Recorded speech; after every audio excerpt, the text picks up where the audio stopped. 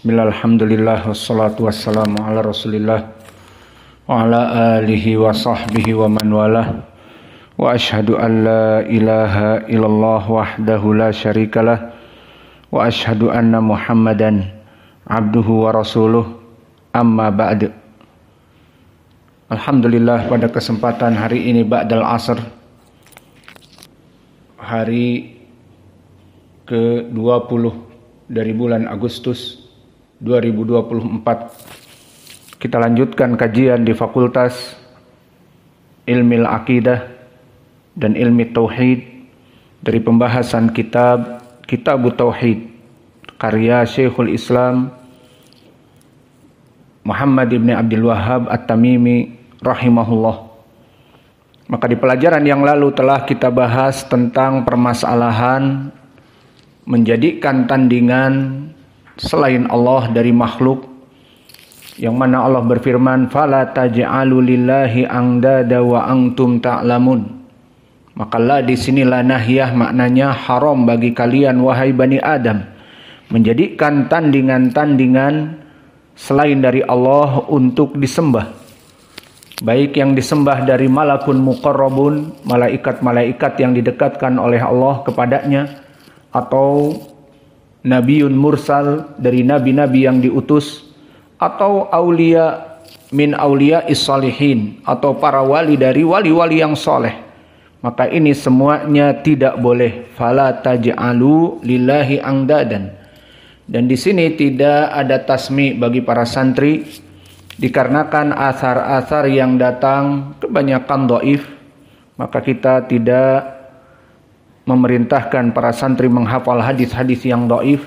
Maka waktu kita daripada menghafal hadis-hadis yang dhaif, lebih baik menghafal hadis sahih Al-Bukhari yang tadi pagi kita baca, dan juga Al-Quran yang kalian setiap hari menyetor. Maka itu lebih kita targetkan daripada menghafal hadis-hadis yang dhaif. Dan ini pun menjadi pendalilan bagi kita bahwa kita ini waktunya sangat mahal, sehingga dalam permasalahan menghafal pun ditarget. Mana hafalan-hafalan yang harus dihafal dari hadis-hadis yang sahih ataupun Al-Quran, dan mana hadis yang tidak perlu dihafal. Maka tidak kita belajar di sini hantam kromo, semua harus dihafal, tidak. Maka ini juga menjadi dalil bahwa manusia tidak sempurna. The human is not perfect, the perfect is Allah. Maka manusia itu tidak sempurna, yang sempurna hanya Allah. Seperti ucapan Syekh kami Mukbil bahwa Syekh Muhammad ibn Abdul Wahhab mujaddid, di zamannya dia orang yang menghidupkan sunnah dan menjadi mujaddid, pelopor dakwah tauhid. Namun kita juga insaf bahwa beliau dari segi ilmu hadis maka tidak begitu mumpuni. Maka tergambar bagaimana kita mempelajari kitab tauhid ini. Dalam satu bab disebutkan 4 hadis, maka imma 1 yang sahih dan 3 yang dhaif, dan kadang-kadang semua hadis di bab dhaif.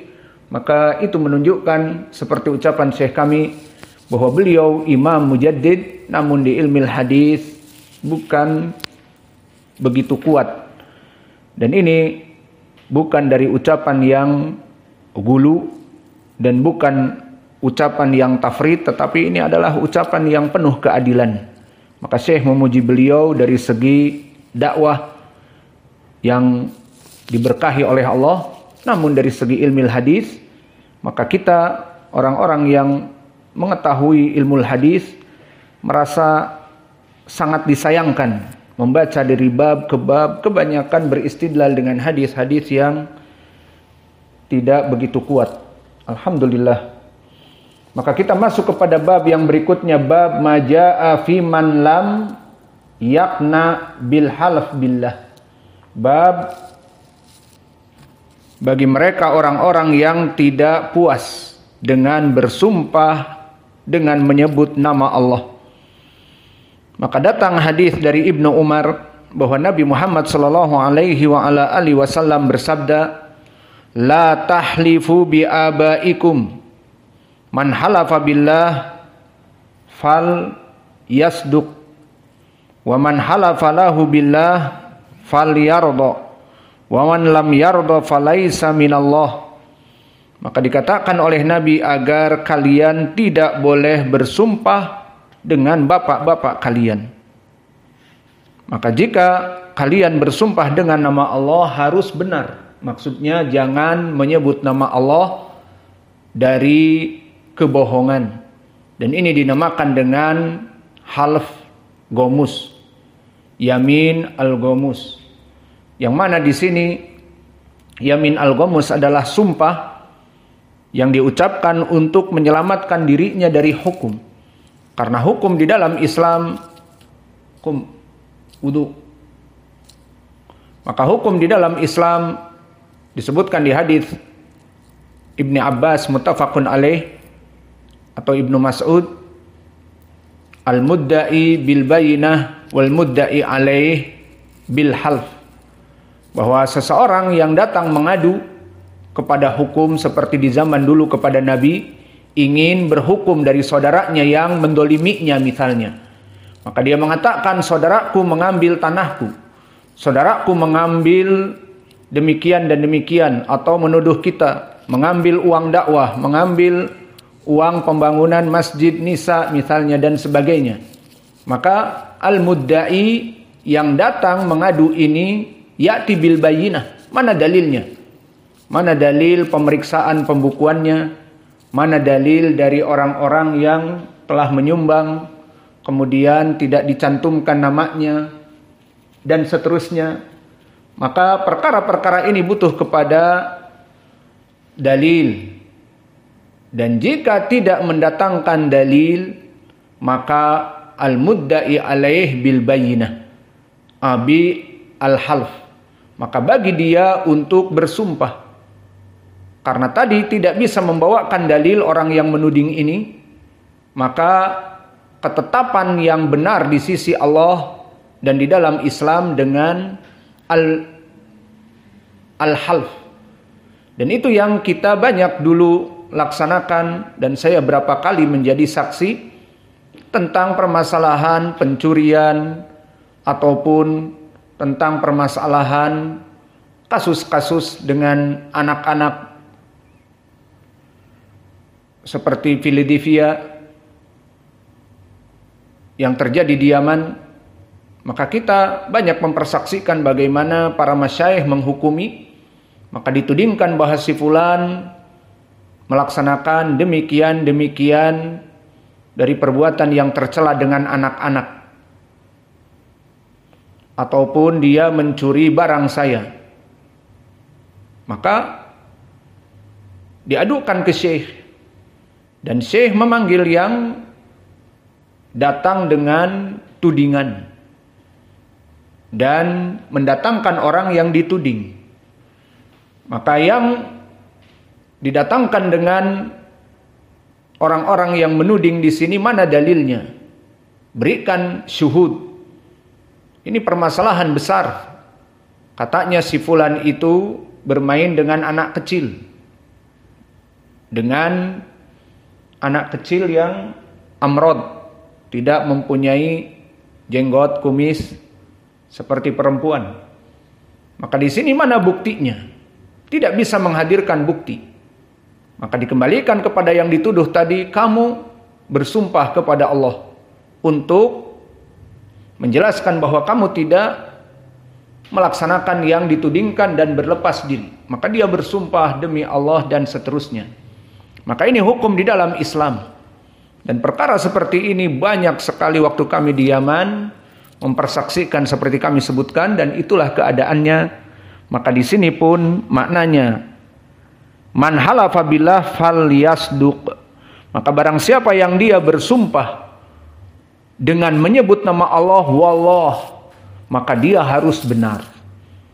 Maka orang-orang yang ditudingkan kepadanya bahwa dia mendatangi anak-anak kecil atau dia mencuri dari barangnya, maka semuanya yang dituduhkan itu dia bersumpah dengan nama Allah. Maka dikatakan wallah ana tidak mencuri, wallah ana tidak mendatangi anak-anak kecil. Wallah, ana tidak demikian dan demikian. Kenapa? Ini yang diambil oleh para masyayikh. Karena dulu Nabi mengatakan jika orang yang menuding tidak ada bukti, maka dikembalikan kepada orang yang dituduh untuk bersumpah dengan nama Allah dan mengucapkan kebenaran. Maka ini disebutkan man halafa billah falyasduq. Maka barang siapa yang bersumpah dengan nama Allah harus benar. Karena apa? Di sana datang hadis diriwayatkan oleh Imam Abi Daud bahwa man halafa au yamin al-ghamus finnar. Orang-orang yang bersumpah untuk menyelamatkan dirinya dinamakan yamin al-ghamus. Makna yamin al-ghamus adalah dia bersumpah dengan nama Allah namun gomus. Apa gomus? Dilempar kepada api neraka. Maknanya karena sumpahnya ini dia berdosa dan berbohong, maka dia masuk api neraka. Dan itu hukumnya. Di dunia dia selamat karena orang yang menuding tidak mempunyai bukti. Lalu para hakim memberikan hukuman sesuai syariat Islam, al-mudda'i alaih bil yamin. Maka orang yang dituding tadi karena tidak ada bagi penuding bukti dan kelengkapan dari saksi, maka ya sudah, suruh orang ini bersumpah. Maka dia akan bersumpah. Jika benar maka selamat atas sumpahnya. Jika bohong berarti dia masuk kepada yamin al-ghamus, bersumpah untuk menyelamatkan dirinya di dunia dari hukum, maka di sini berhak masuk api neraka. Maka dikatakan man halafa billah falyasduq. Agar orang yang telah bersumpah dia benar dari sumpahnya. Dia berlepas diri memang tidak melaksanakan pencurian ataupun mendekati anak-anak kecil, Philadelphia dan yang lainnya. Dan yang ketiga di sini disebutkan waman hulifa lahu billah falyarda. Maka di sini bagi orang yang dituding tadi, orang yang menuding tadi dan dia dalam keadaan tidak mempunyai bukti, dia mengadu, wahai syekh, orang ini datang di malam hari kepada anak-anak yang tidur di depan saya. Maka dikatakan oleh syekh, mana bukti? Tidak sembarangan orang mengatakan demikian, bisa jadi kamu dihukum qadhf. Maka di sini dia tidak bisa mendatangkan saksi. Orang yang tidur di sebelahnya, orang yang bersama anak-anak dan setelahnya tidak bisa dijadikan saksi, kurang kuat. Maka hukumnya dikembalikan kepada sumpah orang tersebut. Maka setelah dia bersumpah misalnya, wallah, aku tidak mencuri barangnya. Wallah, aku tidak mendatangi anak-anak tersebut. Maka di sini hukum bagi siapa? Ketetapan bagi siapa? Al-mudda'i alaih ma'al yamin. Maka kebenaran yang dihukumi oleh syekh dan oleh hakim di dalam Islam kepada orang yang bersumpah dengan sumpahnya dikembalikan kepada Allah. Jika dia berdusta, Allah akan memasukkannya kepada api neraka kelak. Jika Allah ridho dan tidak ridho kecuali masuk api neraka, maka di hari akhirat ditunggu. Dan juga di dunia dalam keadaan diadab oleh Allah atas dosa dari yamin al-ghamus. Lalu bagaimana hukumnya? Dimenangkan oleh siapa? Oleh orang yang bersumpah. Jika dia menolak dari tuduhan dan bersumpah wallah ana tidak melaksanakan demikian dan demikian, maka hakim dan asy-syekh menghukumi apa yang diucapkan. Karena asal dari seseorang benar ucapannya, tidak dusta. Dan dikarenakan yang menuduh tidak mempunyai bukti, akhirnya jadilah sumpah diambil. Dan di sini disebutkan waman hulifa lahu billah falyarda. Maka orang yang tadi menuding dia kemudian tidak mempunyai bukti dan al-hakim ataupun syekh mengambil sumpah dia, maka dia harus ridho kepada keputusan sumpah tersebut. Meskipun dia di belakang berbicara, ya Allah, ya Syekh, aku melihat dia datang. Kata Syekh, kamu tidak punya bukti. Sehingga kita mengambil sumpahnya. Wallahi dia berbohong, aku melihat sendiri. Taib, mau kamu melihat sendiri tidak cukup. Kenapa orang-orang tidak mau menjadi saksi dan tidak mempersaksikan dan seterusnya? Maka di sini poin pendalilannya dimenangkan oleh orang yang bersumpah, maka dikatakan wa man hulifa lahu billah falyardha. Barang siapa yang disumpah tadi dengan menyebut nama Allah, wallahi aku tidak melaksanakan demikian dan demikian, harus ridho. Maka orang yang dicuri barangnya tadi, ataupun orang yang disangka atau orang yang menyangka bahwa dia mendatangi anak-anak dan melaksanakan perbuatan yang buruk, dia lihat sendiri, harus ridho. Kenapa? Karena dia telah bersumpah dengan nama Allah. Wa man lam yardha falaisa minallah. Maka jika tidak dia itu ridho, maka bukan dari keputusan yang benar, maka harus dia ridho. Sehingga permasalahan seseorang mengadu kepada hakim atau kepada syekh di pondok pesantren misalnya, bahwa si fulan berbuat demikian dari keburukan atau mencuri hartanya, maka di situ dikembalikan kepada dua perkara. Al-mudda'i bi al-bayyinah. Orang yang menuduh harus membawa bukti. Oh, itu saya ini marah. Kenapa? Karena pengurus ini telah memukul anak saya. Tapi mana buktinya telah memukul anak saya? Anaknya sendiri. Tidak cukup dengan anaknya sendiri. Semua anak akan membuat fitnah kepada orang tuanya.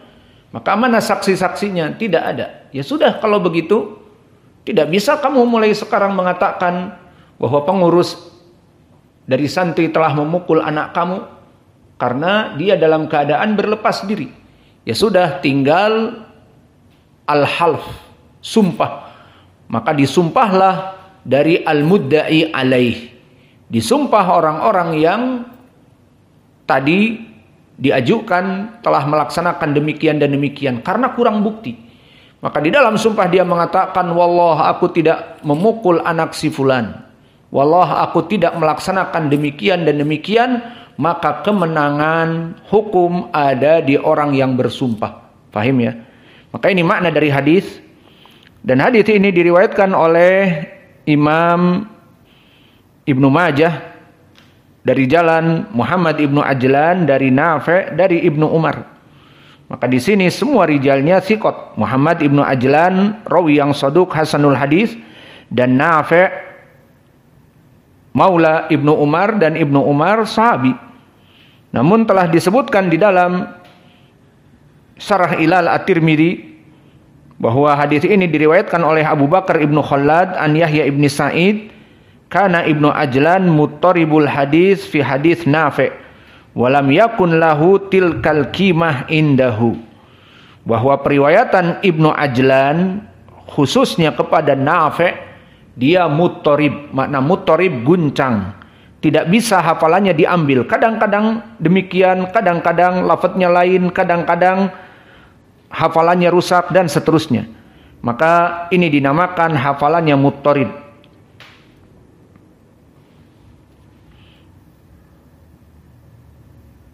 Namun meskipun begitu, maka hadis ini telah datang diriwayatkan oleh Imam Al-Bukhari dan Muslim, namun lafadznya innallaha qad nahakum an tahlifu bi abaikum faman kana halifan falyahlifu billah au liyasmut. Yang maknanya barang siapa di antara kalian bersumpah dengan nama bapak-bapak kalian itu haram. Maka barang siapa di antara kalian yang ingin tetap bersumpah, maka bersumpahlah dengan nama Allah atau diam. Maka ini yang bisa kita berikan di pelajaran hari ini. Dan jika kita melihat kepada hadis ini hasan, sanadnya dhaif karena Ibnu Ajlan periwayatannya dari Nafi' muttarib, namun telah datang diriwayatkan oleh Imam Al-Bukhari dari jalan selain Muhammad Ibnu Ajlan, maka dikeluarkan oleh Imam Al-Bukhari dan Muslim dengan lafaz, janganlah kalian bersumpah dengan nama bapak-bapak kalian, tetapi bersumpahlah kalian dengan nama Allah. Maka ini baru sahih. Adapun yang di dalam kitab maka dhaif. Lihat sekarang. Ini yang kita sebutkan tadi. Bahwa Syekh Muhammad Ibn Abdul Wahhab menyebutkan di dalam babnya hadis Ibnu Umar. Mendatangkan hadis Ibnu Umar yang berpenyakit. Dari riwayat Muhammad Ibnu Ajlan dari Nafi'. Yang dikatakan oleh para ulama muttarib. Hafalannya rusak. Guncang. Padahal hadis ini telah datang di Al-Bukhari dan Muslim. Maka kenapa Syekhul Islam Muhammad Ibn Abdul Wahhab tidak mendatangkan hadis yang muttafaqun alaih?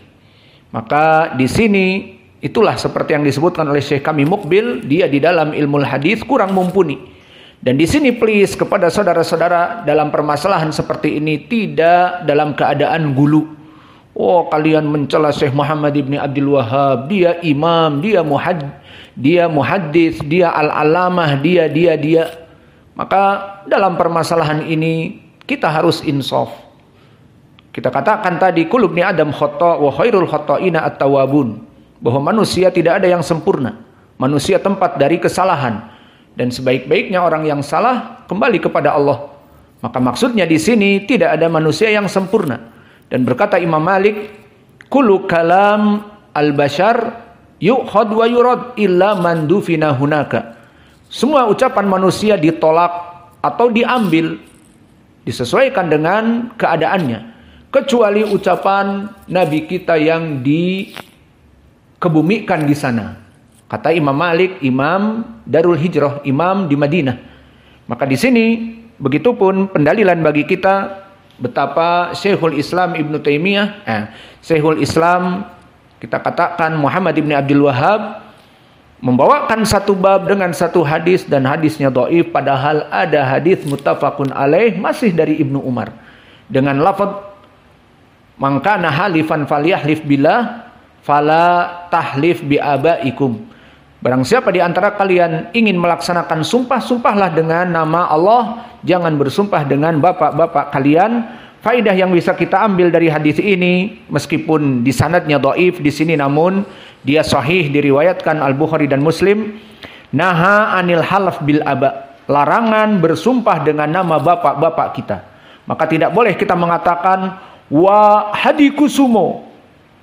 Iya, kan bapak-bapak kita. Iya apa tidak?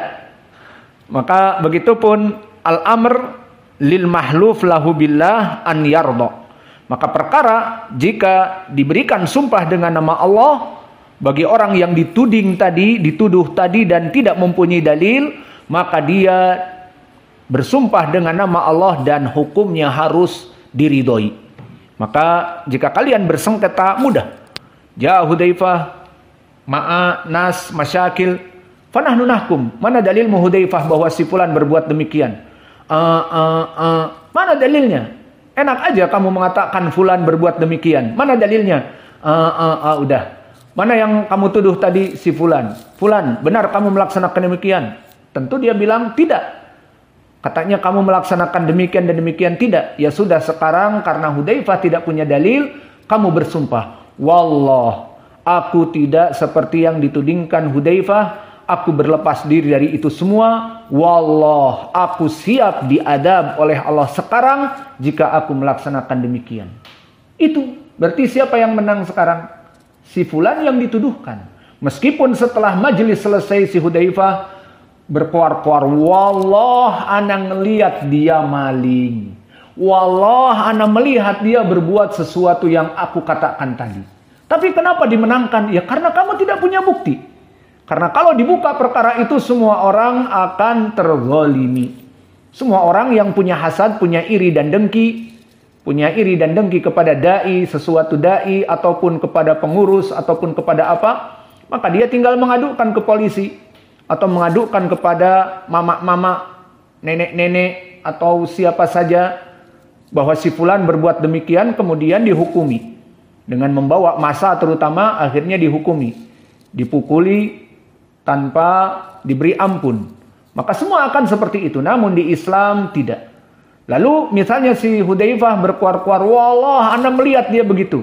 Ya sudah, sabar. Kamu kalah sekarang, tapi di sisi Allah dari dosa gomusnya itu akan dilihat. Kalau Allah memang mengizinkan, setahun setelah itu dia terusir dari ma'had atau terusir dari pondok pesantren dan membawa nama yang buruk. Karena apa? Karena memang dia dulu berbuat seperti itu namun menang dengan sumpah, dan ini saya mempersaksikan banyak sekali. Karena saya pernah dulu juga waktu di Yaman, ya dari termasuk orang Indonesia yang dituakan misalnya, maka sini saksikan, ada yang menuding orang Indonesia melaksanakan demikian, mana kita mempersaksikan. Orang Irak misalnya berbuat demikian dengan anak kecil orang Indonesia, maka kita melihat bagaimana Syekh mengambil sumpah. Maka orang Irak ini mengatakan, tidak, aku tidak melakukan. Orang Indonesia bersikukuh, aku melihatnya malam. Tapi tidak ada video, tidak ada CCTV, ya tidak ada bukti. Akhirnya ya sudah, kau orang Irak bersumpah. Dia bersumpah. Dan di luar orang Indonesia itu berkata, wallah ana lihat sendiri. Tapi ya sudah, Syekh memutuskan kebenaran berada di orang Irak, dan sumpahnya saya merinding. Bersumpah demi Allah, jika aku melaksanakannya, engkau ya Allah turunkan adab, turunkan ini. Waktu sekitar kurang 1 bulan, dia sakit keras. Kemudian pulang dari pondok kita di Yaman, pulang nggak tahu kemana. Al-muhim diusir dari kasus yang lain. Lihat bagaimana permasalahan ini. Maka hati-hati. Orang-orang yang bermain-main dengan sumpah juga hati-hati, dan orang-orang yang menuding seseorang tanpa dalil pun hati-hati. Maka ini faedah yang kedua dari hadis ini, perkara dimenangkan kepada orang yang bersumpah jika bagi yang menuding tidak ada dalil. Kemudian kita tutup pelajaran kita, wa naktafi ilahuna wa jazakumullahu khaira wa barakallahu fi ilmikum. Maka tidak ada tasmi untuk hari yang akan datang karena hadisnya dhaif. Allahul musta'an. Berbeda dengan Sahih Al-Bukhari yang kita baca, setiap hari ada tasmi karena hadis-hadisnya sahih.